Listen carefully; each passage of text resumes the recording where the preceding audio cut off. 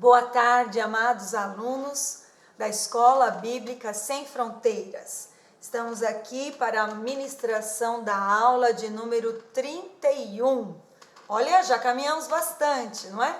Estamos estudando o Evangelho de Mateus. Mateus é o Evangelho que traz a revelação de Jesus Cristo como Rei. E hoje nós estamos, na verdade não só hoje, já há 4 semanas estamos falando sobre a oração do Pai Nosso, né? Você sabe por que estamos falando tanto assim? Porque orar não, é algo bem simples, mas também não é. A oração é o maior trabalho que você possa realizar no reino de Deus, né?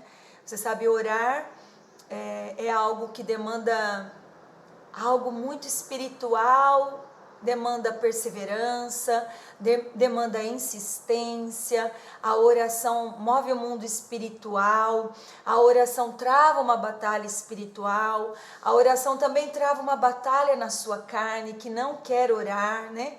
E por isso nós estamos aqui para mais uma vez continuarmos a nossa abordagem sobre a célebre oração, a oração do Pai Nosso. Mas antes de nós continuarmos, eu gostaria de orar com você. Então agora se achegue, se acomode, se há mais alguém da sua família, seu amigo que está com você, vamos nos acomodar, pegue a sua Bíblia, seu caderno de anotações e vamos nos concentrar, vamos nos desligar dos nossos problemas, das nossas inquietações e pedir ao Espírito Santo a graça e a capacidade de nós aprendermos a palavra de Deus, que é única, a única forma, a única coisa, o único instrumento capaz de transformar a nossa vida. Feche os seus olhos e vamos falar com Deus. Amado Deus, mais uma vez, humildemente, nós nos colocamos na Tua presença. Eu me uno agora com todos os alunos, com todas as pessoas que nesse momento estão se conectando, com essa que está abrindo esse vídeo agora no seu local de trabalho, na sua casa, em todos os lugares. Eu me uno com essa família. Nós queremos clamar, queremos, ó Deus, reconhecer a nossa total dependência de Ti. Eu me coloco nas Tuas mãos, ó Pai, dá-me a capacidade de ensinar, seja o Senhor o mestre mais uma vez e sobretudo seja essa capacidade de praticar, de entender, de ter revelada a Tua palavra. Fica aqui conosco, fica à vontade, nós oramos no nome de Jesus, amém, amém. Então hoje nós paramos, em Mateus 6, e hoje nós vamos abordar dos versículos 12 ao versículo 15, da oração do Pai Nosso. Todos nós, você também já deve ter orado de cor, mas nós dizemos assim: perdoa as nossas dívidas, assim como temos perdoado os nossos devedores. Isso está em Mateus 6, vamos ler do versículo 12 ao 15, que inclui essa expressão. Diz assim: perdoa as nossas dívidas, assim como perdoamos os nossos devedores. E não nos deixeis cair em tentação, mas livra-nos do mal, porque Teu é o reino, o poder e a glória para sempre. Amém. Pois se perdoarem as ofensas uns dos outros, o Pai Celestial também lhes perdoará. Mas se não perdoarem uns aos outros, o Pai Celestial não lhes perdoará as ofensas. Uau! Esse texto, assim como o texto do capítulo 5, volte um pouquinho aí, no versículo 23, ele está falando sobre o assunto de ofender ou de ficar ofendido, ou melhor, de ofender e de ficar ofendido. Então veja, Deus não tem aquele que se ofende como inocente. Nossa justiça diz que somente você que foi ofendido é inocente, mas não é assim. Na justiça de Deus, tanto que ofende como o que é ofendido não passam por inocente. Olha o que diz a Bíblia em Mateus 5, versículos 23 ao 26. Volte um pouquinho a sua Bíblia. Nós falamos de Mateus 6, 12. Agora nós vamos falar de Mateus 5, 23 ao 26. Diz assim: portanto, se você estiver apresentando a sua oferta diante do altar e ali se lembrar que seu irmão tem algo contra você, deixe sua oferta ali diante do altar e vá primeiro reconciliar-se com seu irmão. Depois volte e apresente a sua oferta. Entre em acordo depressa com seu adversário que pretende levá-lo ao tribunal. Faça isso enquanto ainda estiver com ele a caminho, pois caso contrário, ele poderá entregá-lo ao juiz e o juiz ao guarda, e você poderá ser jogado na prisão. Eu garanto que você não sairá de lá enquanto não pagar o último centavo. Há quem diga: fui ofendido. Mas e aquele que me ofendeu, né? Você sabe que nós somos justiceiros, né? Nós temos muita justiça própria. Então, alguém pode dizer a isso: eu fui ofendido. Mas e quanto ao que me ofendeu? Qual será o seu castigo? Ele não vai levar nada em troca? Veja, Deus já está condicionando algumas coisas ao perdão, né? Então, uma pessoa ofendida ou uma pessoa que ofende, ela já vai ter algum bloqueio na sua oração. É isso que Jesus está dizendo. Uau, então, pastora, há bloqueios na oração? Sim. E também, pelo que lemos no texto em Mateus 5, também tem bloqueios na questão da oferta. Então, a mágoa daquele que ofendeu e daquele que é ofendido podem atrapalhar a sua vida de oração e a sua entrega das ofertas. Uau! Mas às vezes nós ofendemos e não sabemos que ofendemos. Então somos inocentes. Uau, glória a Deus, né? Quando você ofende alguém e não sabe que ofendeu, às vezes você falou, mas não sabia que estava ofendendo, que estava magoando a pessoa, que estava entristecendo. Enquanto você está na ignorância, Deus não leva isso em conta. Mas na hora que alguém disser para você: olha, fulano está chateada com você, olha, fulano está magoado, está com raiva de você, por causa daquela maneira, daquele tratamento, daquela palavra, a partir do momento que você sabe que alguém está chateado, magoado, ofendido com você, você precisa buscar essa pessoa para restaurá-lo através do perdão. Isso é algo nobre, isso é algo que excede. Isso fala do padrão dos relacionamentos no reino de Deus. Então, quem ofendeu, a oferta não é recebida.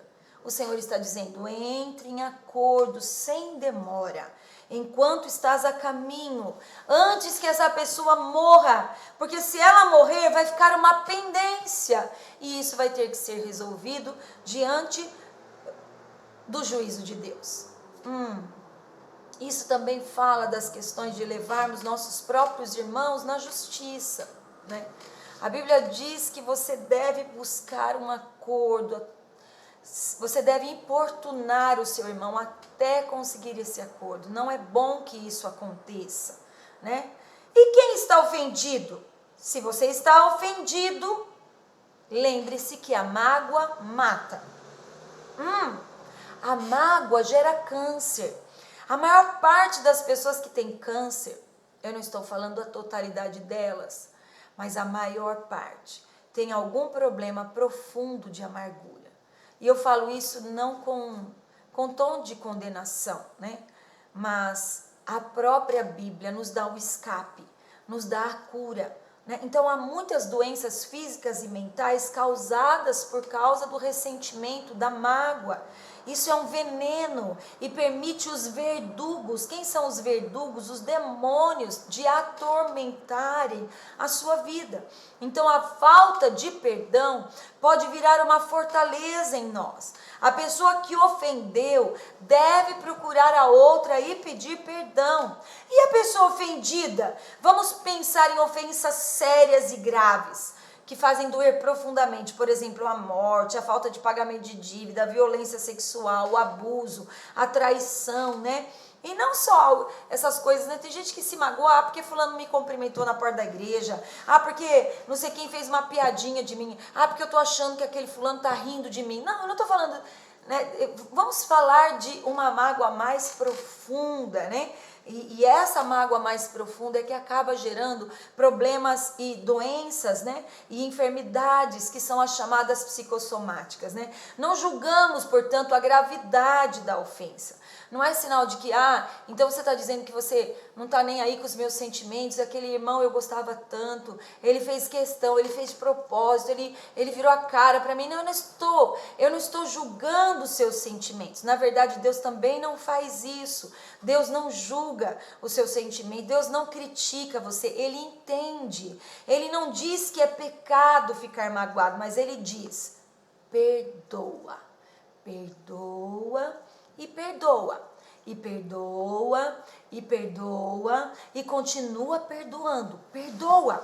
Ele não está falando que é errado que você se ressinta, e nem que você sinta algo, né, uma inadequação, uma tristeza, não é isso, né?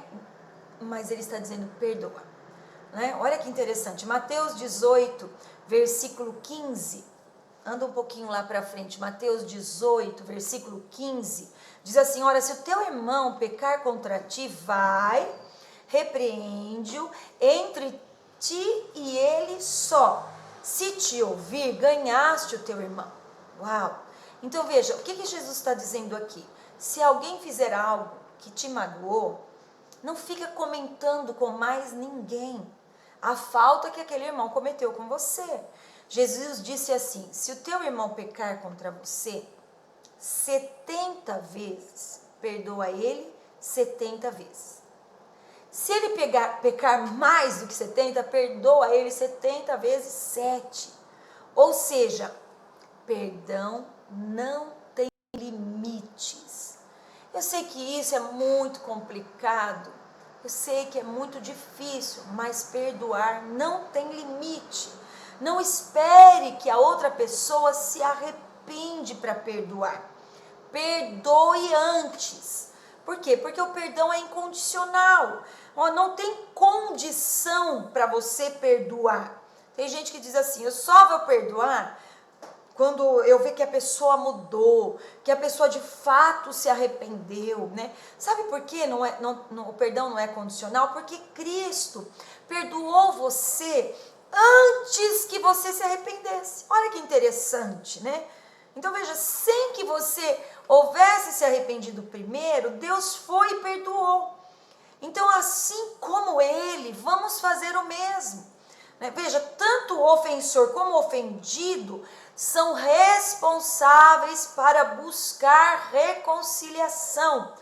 Anote isso aí no seu caderno, anote aí na sua mente, e que isso produza uma renovação definitiva. Tanto o ofensor como o ofendido são responsáveis por buscar reconciliação. Essas são as normas espirituais do reino de Deus. Perdoa quantas vezes for necessário. Não diga assim, ele me ofendeu, que ele que me procure, o problema é dele. Não. Os dois têm responsabilidade em perdoar. Uau. Agora vamos ver uma relação que há do tema perdão em Lucas 17, versículos 3 e 4. E alguém pode dizer que um texto desfala o outro, mas vamos ver. Lucas 17, 3 e 4, diz assim, olhai por vós mesmos, e se teu irmão pecar contra ti, repreende-o, e se ele se arrepender, perdoa-lhe, e se pecar contra ti 7 vezes no dia, e 7 vezes no dia vier ter contigo, dizendo, arrependo-me, perdoa-lhe. Então aqui já está dizendo, se ele se arrepender, perdoa-lhe. Perdoar sempre em qualquer circunstância. Nós não vamos desfalar o que Mateus está dizendo, que o perdão é incondicional. Mas aqui ele está dizendo assim, perdoa em qualquer circunstância. Agora, só aceite a amizade de novo, só restaure a comunhão, se houver mudança de vida. Isso é uma chave para você. Então, eu perdoo, mas não houve mudança de vida, eu respeito a minha vida e a vida dele, eu não busco me aproximar muito, porque eu posso me ferir novamente. Certo ou não? Então vamos ver. Eu emprestei, vamos dar um exemplo. Eu emprestei para Maria R$1.000. Era um dinheiro que eu estava juntando para tirar férias no final do ano. Então eu não tinha mais, não era algo que estava sobrando na minha carteira. O meu dinheiro estava destinado às minhas férias. Mas eu me compadeci da situação, ela me pediu e eu me emprestei.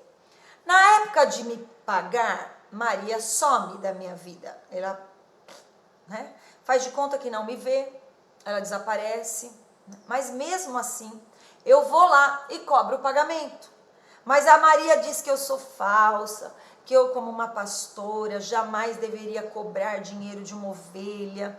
Então eu percebo que Maria não se arrependeu em ficar devendo e não honrar os seus compromissos financeiros para comigo. Eu devo perdoar a Maria? Devo, claro que sim, conforme nós lemos. Mas passando alguns meses, a Maria passa por outro aperto financeiro. E novamente ela me procura e diz que está precisando de R$1.000. Eu devo emprestar para ela novamente o dinheiro? Não. Porque apesar de eu ter perdoado a dívida anterior,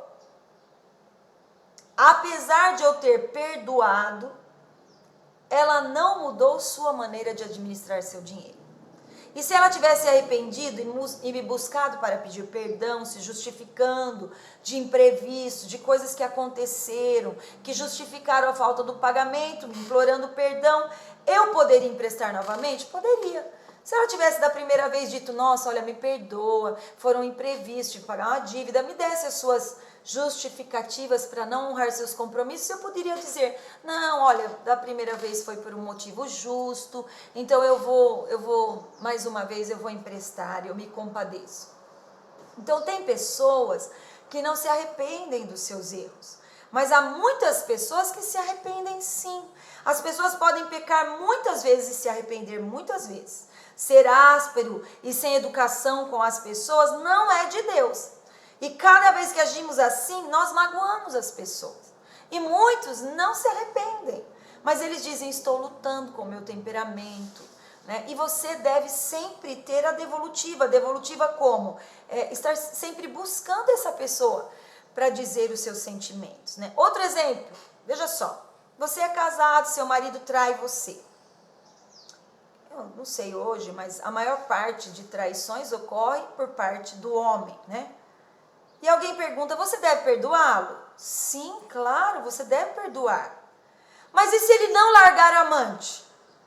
Então você deve perdoar e separar, se divorciar, né? Se quiser, claro. Mas também pode continuar com ele, é um direito seu.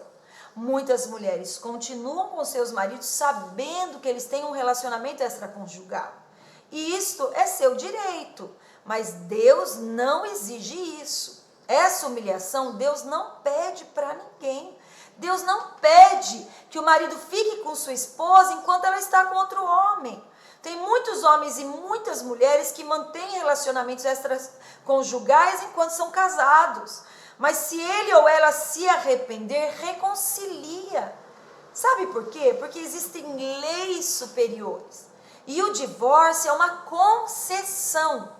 Uau, mas o perdão é uma lei superior de Deus, um padrão superior, é exceder, é estar dentro dos padrões de relacionamento do reino de Deus. Então perdoe, que é muito melhor.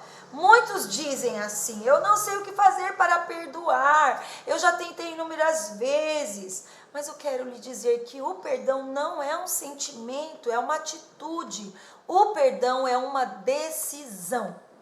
E muitas vezes nós decidimos e os nossos sentimentos não estão de acordo com as nossas decisões.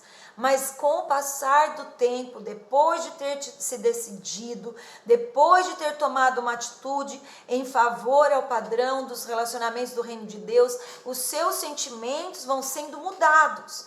Então veja, comece a abençoar a pessoa que te ofendeu.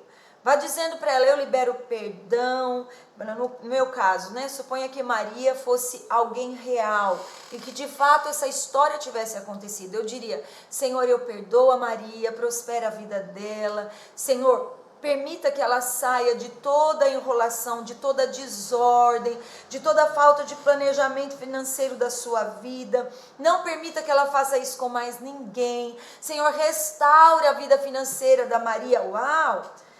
Isso, então eu libero perdão para Maria, porque você sabe, nós somos muito tentados, a justificar. Então eu poderia justificar a minha tristeza de não ir viajar, porque a Maria me emprestou R$1.000, ai Maria, tem gente que até xinga, Não, mas eu abençoo, eu libero perdão a você, eu te digo que você é bem-aventurada, que você prospere, eu retiro qualquer palavra de maldição para a sua vida. Então veja, para perdoar, você precisa retirar todas as palavras que você disse ou desejou contra a pessoa que te ofendeu, Isso não é hipocrisia, isso é fé, isso é postura, é atitude. E enquanto as memórias surgirem, para que você permaneça magoado, você vai liberando a bênção.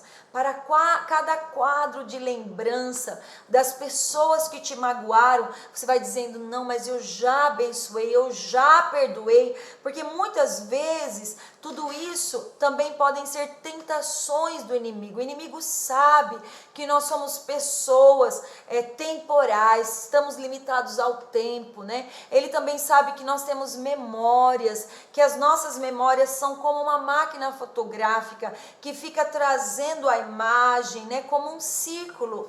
E toda vez que você tiver a lembrança, você pode se levantar em voz alta e dizer, eu abençoo, eu já perdoei essa pessoa, Todas as ofensas foram jogadas no mar do esquecimento. Isso é retirar o mal do seu coração, isso é repreender os sentimentos ruins. Eu repreendo da minha vida todo sentimento de vingança, todo desejo de matar, todo desejo de retribuir com o mal, E se você ofendeu essa pessoa com palavras, procure essa pessoa e se retrate. Peça perdão, apagando todo o sentido dessas coisas ruins, o tom das palavras, Mesmo que essa pessoa tenha errado contra você. Jogue fora a sua injustiça, esquece essa questão de certo e errado, Lembre-se que nós cristãos, a gente anda pela árvore do conhecimento do bem e do mal. Não é uma questão do que é certo ou errado, é uma questão de o que Deus espera de mim nessa situação. Não é uma questão de ser juiz, decidindo quem está certo, quem está errado. Se você andar por esse caminho, você já é um derrotado. Não se coloque na posição que Deus não lhe chamou a ser. Você não foi chamado para ser juiz de ninguém, tampouco promotor de acusação de alguém. Não faça isso. O caminho da vitória é perguntar, Senhor, o que eu vou aprender com isso? Como o Senhor espera que eu reaja nessa situação? Aí então você vence. Porque não é uma questão de estar certo ou errado, As pessoas perdoam quando elas sentem que elas têm toda a verdade, que elas estão certas em tudo, Ao contrário, ore pela pessoa que feriu você, E resolva esquecer. Não espere a pessoa que te ofendeu te procurar para você perdoar. Não faça isso. Mas também não perdoe, escute isso, marque isso, não perdoe sem contar para a pessoa que você ficou magoado. Eu tive uma discípula e várias pessoas, elas têm essa mania de dizer assim, eu me resolvi com Deus, Nós somos pastores, às vezes as pessoas confessam as suas ofensas, E quando você faz um feedback para saber como está o coração, muitas pessoas dizem assim, aquele assunto, Eu resolvi em Deus. Resolveu nada. Resolveu nada. Isso não é resolver em Deus, conforme Deus coloca na sua palavra, né? A palavra diz que se alguém te magoou, chega para a pessoa e fala. Jesus disse, vai ter com teu irmão e não corrija as pessoas que se magoaram contra você, dizendo e julgando. Porque assim, né, tem pessoas... Então a gente aconselha, vai lá, abre o seu coração, fala com ela. Mas aí olha só o que a pessoa faz. A pessoa vai para a pessoa que ofendeu e começa assim. Mas também, né, você é assim. E daí, né, eu tive que me alterar, né, porque também por isso que eu fiquei magoado, né. Quer dizer, não faça isso, não fique se defendendo. Vai, abre o seu coração. Eu fiquei muito chateado, eu fiquei muito magoado. Se você sente que os seus sentimentos precisam ser expostos e você tiver desejo, chore se for necessário, né? Exponha o teu coração, seja sincero. Se a pessoa olhar para você e falar assim, ai, que absurdo, é um exagero, eu não fiz nada disso, fique tranquilo. Você fez aquilo que o Senhor disse. Na verdade, ele diz assim, se o teu irmão não te perdoar, volta. E volta a ele novamente com mais alguém para testemunhar que você está se retratando. Olha, é sério ou não? É sério, Deus lida com a questão da mágoa de uma maneira séria, né? Então veja, vai ter com teu irmão e resolva isso, né? Algumas pessoas na sua carnalidade, quando fazem isso, abrem mais feridas ainda, né? Mas não é o seu caso, né?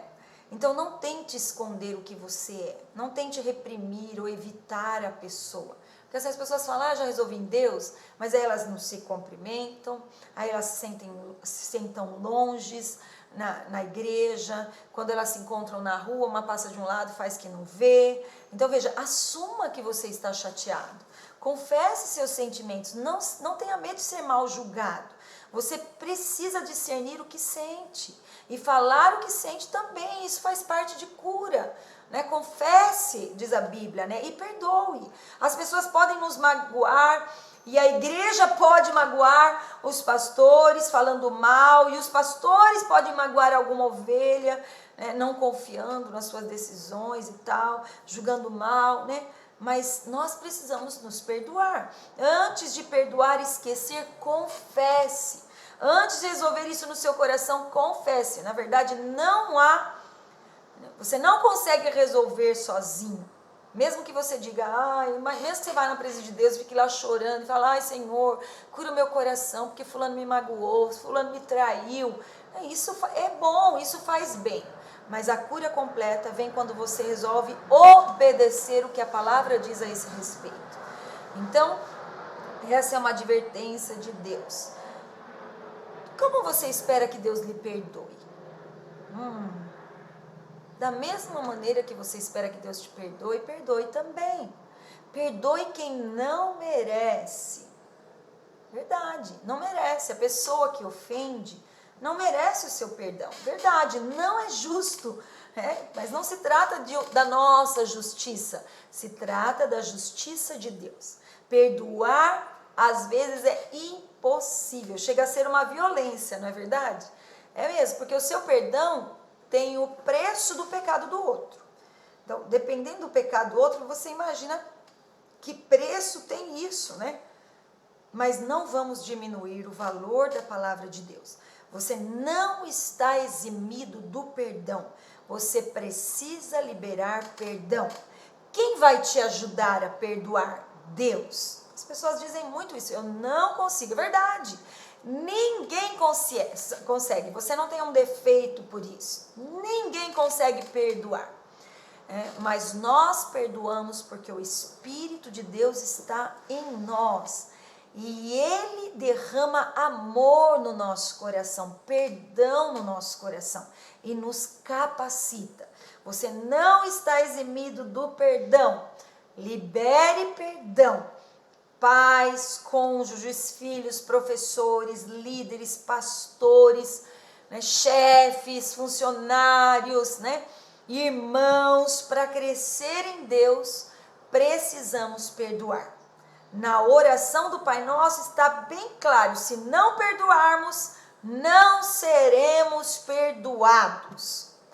E hoje na aula vamos terminar com Mateus 6, versículo 13, que diz: e não nos deixes cair em tentação, mas livra-nos do mal, porque teu é o reino, o poder e a glória para sempre.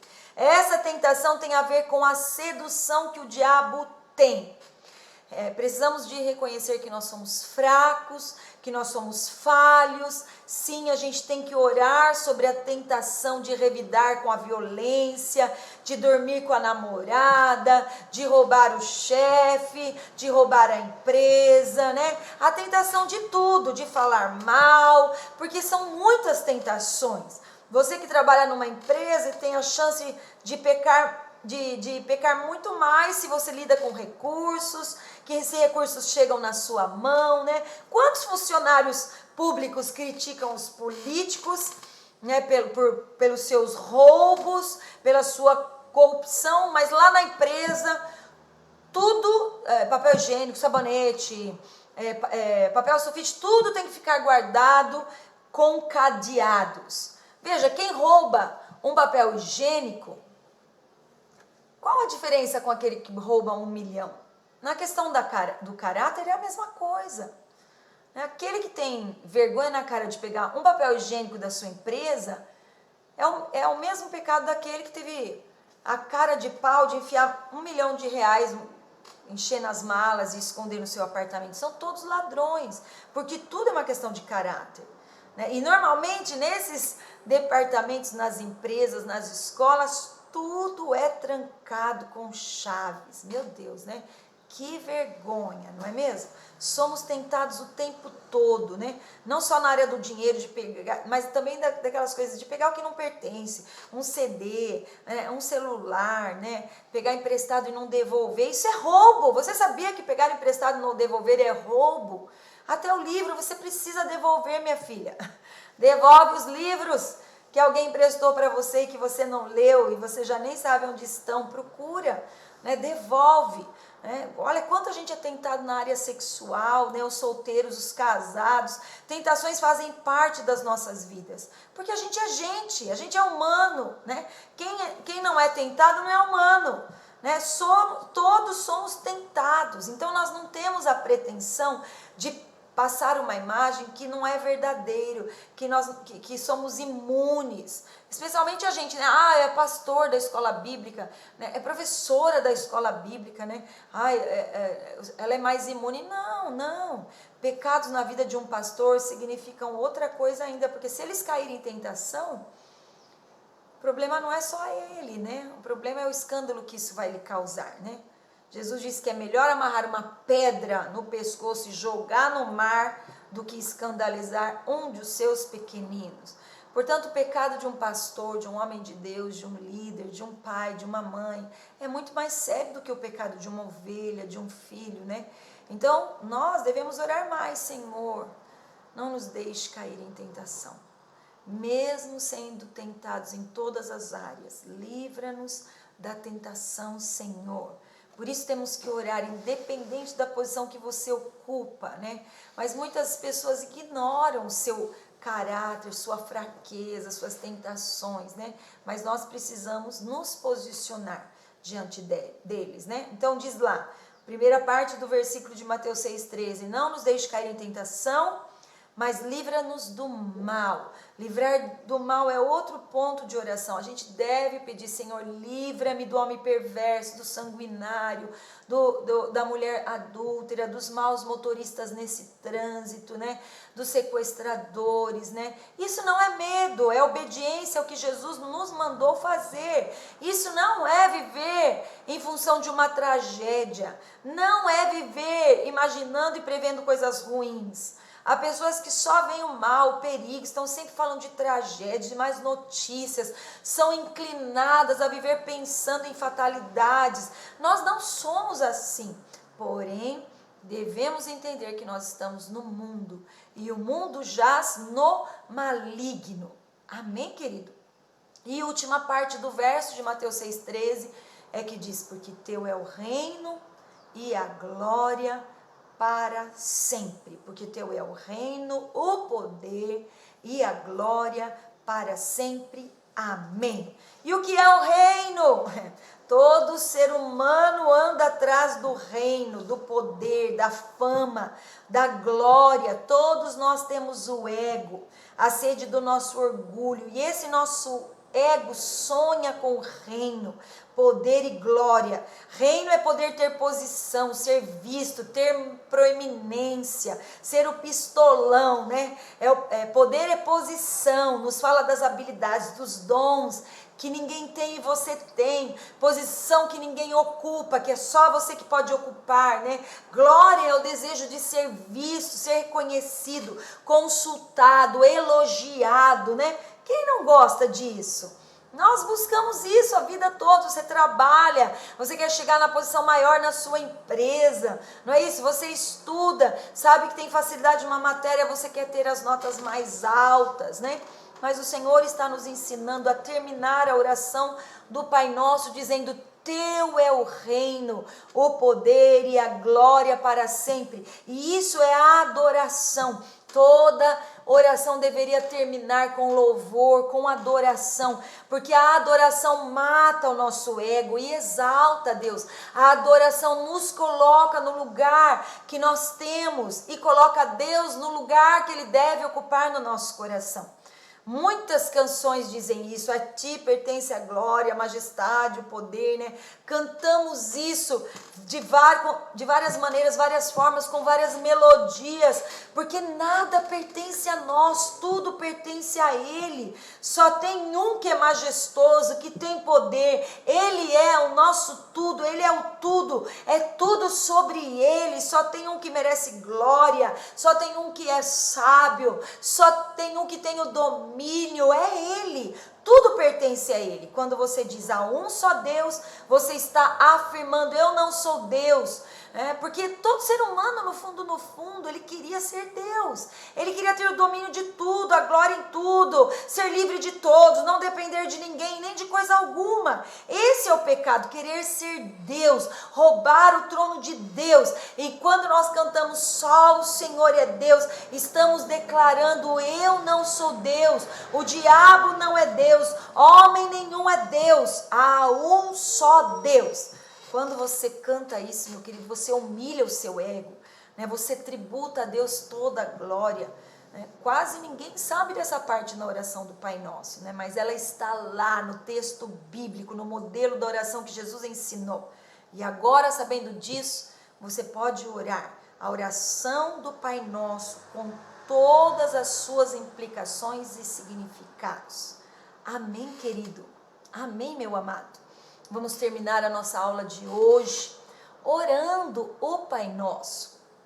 Que tal que você, se você puder, dar a mão à sua família que está perto de você, se você puder se levantar e que nós possamos então fazer esta oração tão cheia de significados, tão cheias do caráter de Deus, tão cheias do reino de Deus, né? Tão cheia desse padrão superior dos cidadãos do reino de Deus. Amém?